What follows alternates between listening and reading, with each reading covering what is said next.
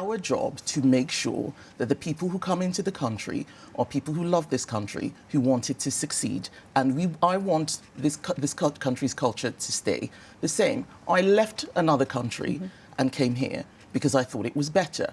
I don't want this place to turn into the place that I was running away from. You say? I don't think that people who bring foreign conflicts here should be welcome. I don't think so. People who come here should want to live in Britain, should love the country, they should want to contribute and want it to succeed. We are not a dormitory. This is our home. What's going on, everybody? Welcome back to the channel. Hope all's good wherever you are. Now, the clip you're about to watch is from a BBC morning show. Now, I get that's not America, but this lady here, Kemi Badenoch, who's going to be speaking, she's part of the Conservative Leadership Party, running for government office, and what she says in this interview very closely applies to us here. Let's get it. A warm welcome to you this morning, Kemi Badenoch. Thanks for being here in Birmingham with us. Now, you've written this morning about immigration, and you write that we cannot assume that all cultures are equally valid. So which cultures, in your view, are less valid than others? Oh, lots. Cultures that believe in child marriage, for instance, or that women don't have equal rights. I actually think it's extraordinary that people think that's an unusual or controversial thing to say. Of course, not all cultures are equally valid. I don't believe in cultural relativism. I believe in Western values, the principles which have made this country great. And I think that we need to make sure that we continue to abide by those principles to keep the society that we have now. So which particular cultures then would you say are less valid? Because as you've said, your words, not mine, some people think that that is a controversial thing to say. So which cultures would you specifically say are less valid than others? So it's not about labeling cultures. Culture includes a lot of things. I'm not talking about cuisine, I'm talking about customs. And I think that cultures where women are told that they should not work, I would knock on doors. I'm sure Penny and Jake had this. You'd knock on doors and you'd see somebody at the door who says, oh, I can't speak to you, I will get my husband. I don't think that's as equally valid as our culture. But the point I was making in the op-ed was about immigration, that immigration is something which we need to make sure we get right. We didn't before. And there were three things I said we needed to do. One, numbers matter. I was quite surprised that Rob actually misrepresented what I've been saying. Numbers do matter. Culture matters even more. Who comes into the country is absolutely critical. And leadership. You need to start from the top. It's no good simply saying we're going to lower immigration and outsource it. It has to come very much from the Prime Minister himself or herself. Are you saying, though, that if somebody in their culture who lives here in the UK, who might be a British citizen, who answered the door to you and said, I won't speak to you, I'd like you to speak to my husband instead. Are you saying, you have said their culture is less valid, are you saying that people with those beliefs shouldn't be welcome in the UK? I am saying that if we want to have a well-integrated society, we need to make sure that we have a shared culture and a shared identity. This is a multi-ethnic society. That's obvious. I'm a black woman sitting here talking to you. But there is a difference between being multi-ethnic and being multicultural. I grew up in a place that was multicultural, and yet everybody looked the same. Conflict arises when you emphasize difference. We need to emphasize the thing that we share. Being British, British values, the things that we talked about, freedom, equal rights, personal responsibility, not discriminating people because of their sexual orientation. There are some cultures that do that. I don't think that a culture that thinks gay people should be stoned is as valid as ours. This is not a controversial thing to say. But aren't you, by making this point, which people will judge for themselves, they will maybe, I'm sure many people will be interested to hear what you say, aren't you, in fact, emphasising difference by making this point? You are saying that if somebody lives in this country already, they answered the door to you here, and they said, I'd rather you spoke to my husband, you are judging their culture to be less valid than your own. You are emphasising that difference. What are you suggesting that politicians should do in that case then? That we should just accept everything, that everything is fine, and that we should not comment on what kind of social relations we should have? I don't think that's right. It is our job to make sure that the people who come into the country are people who love this country, who want it to succeed. And I want this country's culture to stay the same. I left another country and came here because I thought it was better. I don't want this place to turn into the place that I was running away from. You say in your piece also you were struck by the number of immigrants who hate Israel, to use your words. Who do you mean, and how do you know that? Well, because we're seeing it on social media, we're hearing it. One of the things that I found most upsetting after October 7th was watching people rip down posters of missing, kidnapped children from walls and lampposts in London. We've never seen that here before. I think that is beyond the pale. How do you know that people who did that are recent immigrants?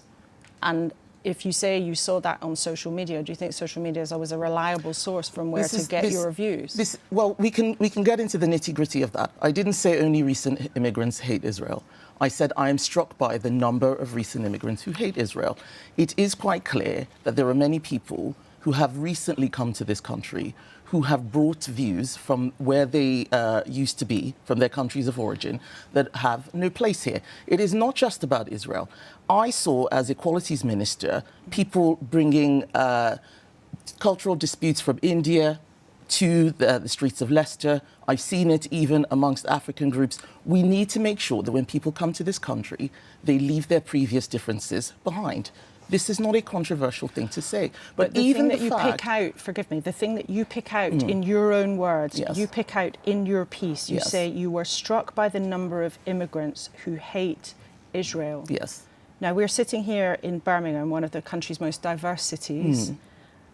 There's an implication there that you are talking about. I think you're the one making the implication. No, I'm asking you the question to be specific about who you mean, because these are sensitive topics. It's important to be really clear. I don't know. So when you say recent immigrants who hate Israel, Yes. who do you specifically mean? I know what you're trying to do, Laura. You want me to say Muslims, but it isn't all Muslims. So I'm not going to do that. I'm not going to play this game. I should be able to say that I have made an observation without you trying to portray it as me attacking a particular group. Kemi I know Badenoch, that's what you'd like to say.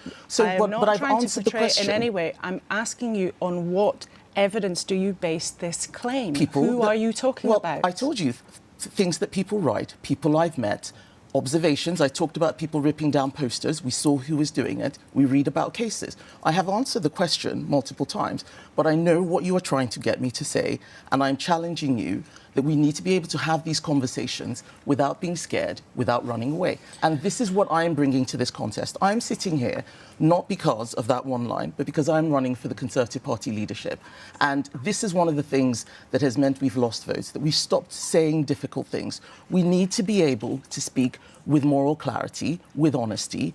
If we don't do so, then we leave a vacuum for other people who are not, who are not as mainstream as us, to do things that will create even more social tension. And I'm not trying to get you to do anything. We have to take the responsibility. You say, and you have a reputation for speaking with clarity and saying what you think, and that is precisely why I've been trying to get you to spell out exactly what you mean when you have said these things. And you're right, it's a very interesting and important debate, but being exact and specific about what you mean, I think, is what people watching will want you to do.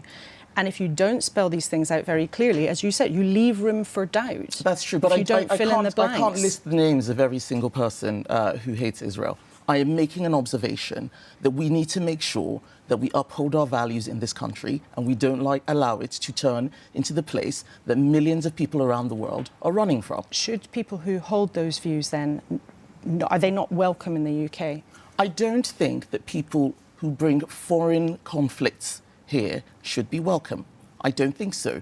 People who come here should want to live in Britain, should love the country, they should want to contribute and want it to succeed. We are not a dormitory. This is our home.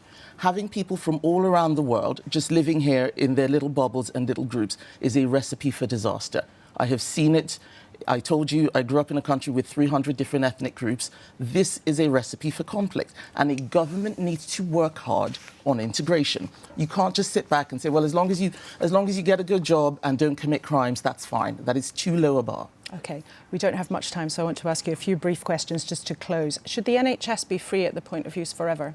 That is a consensus that we have in this country. There are many ways to deliver a free at the point of use service that doesn't require the government to be involved in every aspect. But does it stand as a principle? Because you told the Times, I don't think we're ready for changing the principle as free at the point of use, certainly not immediately. Now that implies that one day you might think that that should change, and maybe it should.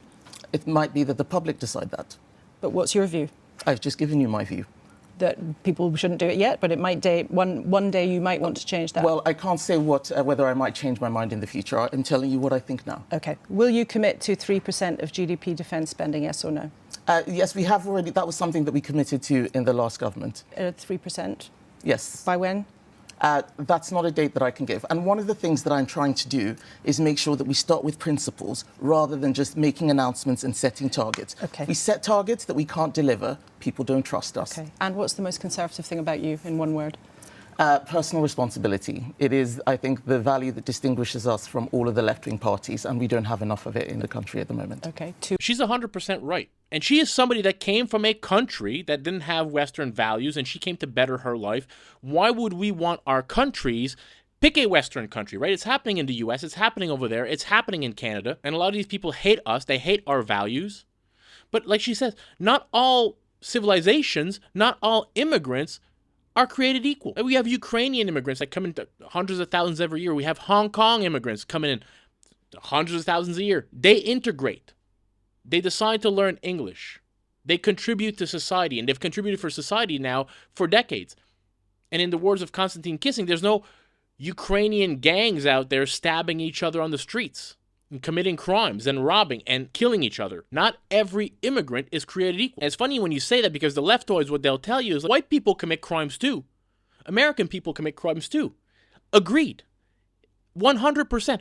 We already have a problem with American-born people committing crimes. Why are we importing criminals from other countries and giving them residency? We don't need to import foreign criminals. We have our own. The left will tell you it's better this way because it adds diversity. We need to be a diverse country to not be a shite country. Listen, like, there's countries out there, like North Korea is not a bad place to live because of its lack of diversity, right? That's not why it's a horrible place to live. There's an ideology that they have there. It's based around culture and ideology, and we should not be importing people that do not share our values. And that's on the legal immigration front. We're not even talking about the illegal immigrants coming into the country.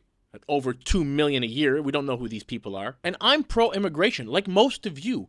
I'm fine with immigration. I'm an immigrant. I have multiple citizenship. After COVID, I became a citizen of St. Kitts and Nevis to have a backup plan and say shit hits the fan, I have a place to go. I had to pay a lot for that. I had to show a lot of paperwork for that. That cost me over $150,000. But I did it legally, and I went through the proper channels to do it. And I had to show a certain income, and I had to show that I could bring business to the country. We want to bring in people that are going to be beneficial to not just a country financially, but to society, as opposed to what we have now, which is these open borders, millions of people just coming in illegally. Legal immigration, fine, but we should have zero illegal immigration, and the legal immigrants that come in here should be going through the proper channels, or people that want to have a better opportunity, that want to integrate into society. Look at all the Asians that came in here from communist countries, from Vietnam back in the day. They're doing great. The same can't be said for everybody. A lot of the immigrants that we have now, they came here on false pretenses.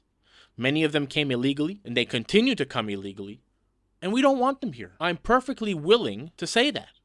Because it needs to be said. If you hate America, and you hate American people, and you hate American history, and you hate the American way of life, and you broke into our country illegally, and you spend your time here undermining American laws and Americans, why should you be in America? My wife is Thai. I spent a lot of time in Thailand. I'm a permanent resident of Thailand. I can never be a citizen. But if I went there and I spent my time doing that, undermining the Thai government, acting like I hate Thai people, and I hated everything about Thailand, they would not let me stay. They would find a way to kick me out, the same way we should kick these people out of our country. What benefit do these people that hate America and Western values, what benefit did they bring to the country? What moral benefit? What financial benefit? What social benefit? Zero. The answer is you have brought no benefit to the country. In England, there was a point where they stripped British citizens from their citizenship when they found out they were ISIS members, and we need to do similar things here. And they don't have to be ISIS or Hamas members or whatever.